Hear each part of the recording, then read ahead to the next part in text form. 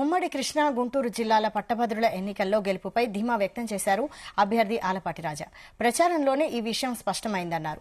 ఇందుకు చంద్రబాబు చేపట్టిన అభివృద్ధి కార్యక్రమాలే కారణమన్నారు. చాలా ప్రశాంతంగా చాలా హుందాగా జరిగింది ఎన్నిక.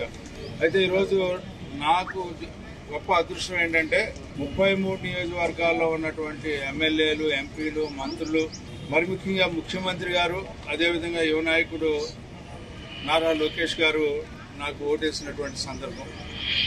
ఇప్పటి వరకు నేను ఒక నియోజకవర్గానికి పరిమితయ్యో ఆ రకంగా ఓట్లు నాకు నియోజకవర్గ పరిధిలో పడితే ఈరోజు నాకు దక్కినటువంటి గౌరవం మరి ఎవరికి దక్కదని చెప్పి నేను అనుకుంటా ఉన్నా. ఉభయ కృష్ణా గోదావరి జిల్లాలను చూసుకున్నా, ప్రత్యేకంగా నాకు గుంటూరు కృష్ణా జిల్లాలో ఉమ్మడి పట్టభద్రుల ఎమ్మెల్సీలో నాకు జరిగినటువంటి గౌరవం ఏంటంటే స్వయంగా ముఖ్యమంత్రి గారు ఓటేయటం, అదేవిధంగా యువ నాయకుడు లోకేష్ గారు ఓటేయటం. విజయం అనేది సత్యం. ఎందుకంటే ఓటింగ్ శాతాన్ని చూసాం, సరళిని చూసాం, ప్రతిపక్షాల యొక్క మాటలు చూస్తా ఉన్నాం.